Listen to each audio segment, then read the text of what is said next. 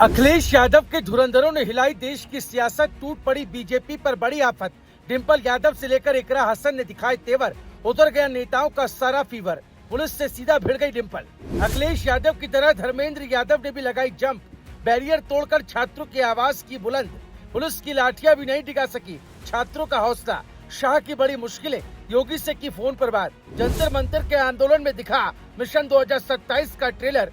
Film से पहले cut गई दिल्ली से लखनऊ तक गदर। क्या जेनजी की ताकत के आगे झुकेगी सरकार? मच गया सियासत में हाहाकार। आई बड़ी खबर। कहते हैं जब इरादे मजबूत हो तो आवाज दूर तक जाती है, और जब सड़क पर जनता उतर आए तो सत्ता तक उसकी गूंज पहुंच ही जाती है। कुछ यही दिखा दिल्ली के आंदोलन में, क्योंकि दिल्ली के जंतर मंतर पर छात्रों के आंदोलन ने सिर्फ राजधानी का माहौल ही नहीं बदला, बल्कि राजनीतिक बहस को भी नई दिशा दे दी। हजारों युवाओं की मौजूदगी, विपक्षी नेताओं का समर्थन और पुलिस की कार्रवाई के बीच सबसे ज्यादा जिस चेहरे ने लोगों का ध्यान खींचा वो अखिलेश की लेडी कमांडर थी। आम दिनों में बेहद शांत और संयमित नजर आने वाली डिम्पल, प्रिया सरोज से लेकर इकरा हसन इस बार अलग अंदाज में दिखाई दी। कभी पुलिस अधिकारियों से बहस करती हुई, कभी बैरिकेड के सामने डटी हुई, कभी घायल छात्र की मदद करती हुई। सोशल मीडिया पर वायरल हुए इन वीडियो ने पूरे घटनाक्रम को और ज्यादा चर्चा में ला दिया। सिर्फ यही नहीं, समर्थकों ने इसे संवेदनशील नेतृत्व की तस्वीर बताया, तो राजनीतिक जानकारों ने इसे समाजवादी पार्टी की बदलती रणनीति से जोड़कर देखना शुरू कर दिया। यहाँ तक कि धर्मेंद्र यादव का बैरिकेड तोड़कर आगे बढ़ना मिशन 2027 का ट्रेलर साबित हो रहा है। यह हैरानी की बात नहीं, सच है, जिसके बारे में सब आपको इस वीडियो में बताते हैं। दरअसल संसद से जंतर मंतर तक निकले विपक्षी मार्च के दौरान पुलिस ने कई जगह बैरिकेड लगाकर प्रदर्शनकारियों को रोकने की कोशिश की। इसी दौरान डिम्पल यादव लगातार सबसे आगे दिखाई देती रहीं।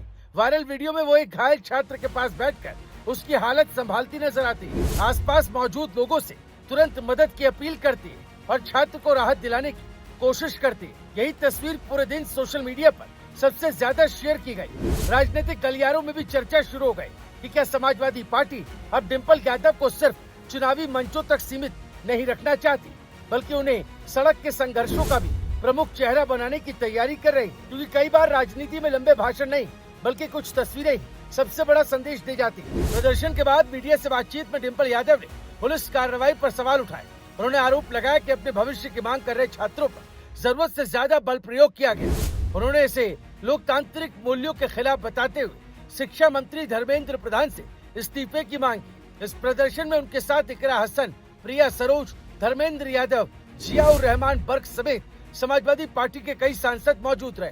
दूसरी तरफ प्रशासन का कहना था कि संसद सत्र के दौरान सुरक्षा बनाए रखना जरूरी था और कानून व्यवस्था के तहत कार्रवाई की गई। लेकिन इन तमाम दलीलों के बीच डिम्पल यादव की मौजूदगी पूरे घटनाक्रम की सबसे चर्चित तस्वीर बन गई। यही वजह है कि पूरे दिन सोशल मीडिया से लेकर राजनीतिक गलियारों तक उनकी भूमिका पर चर्चा होती रही। इसी बीच आंदोलन को लेकर एक और अहम घटनाक्रम सामने आया। सीजेपी की ओर से दावा किया गया कि सरकार ने बातचीत के लिए बुलाया है। वहीं केंद्रीय मंत्री जेपी नड्डा ने कहा कि प्रदर्शनकारियों की ओर से बातचीत का प्रस्ताव आया था। सीजेपी प्रवक्ता सौरभ दास ने जेपी नड्डा से मुलाकात की तस्वीर साझा करते हुए कहा कि छात्रों की मांगों पर चर्चा का आश्वासन मिला है। खुद जेपी नड्डा ने भी मुलाकात की पुष्टि करते हुए प्रदर्शन समाप्त करने की अपील की। हालांकि प्रदर्शनकारी छात्रों का कहना है कि उनकी मुख्य मांगों पर ठोस फैसला होने तक उनका आंदोलन जारी रहेगा। अब इस पूरे घटनाक्रम के बाद सबसे बड़ा सवाल सिर्फ छात्रों के आंदोलन का नहीं रह गया। चर्चा इस बात की भी है कि क्या समाजवादी पार्टी 2027 से पहले अपनी राजनीतिक रणनीति को नए तरीके से तैयार कर रही है या नहीं।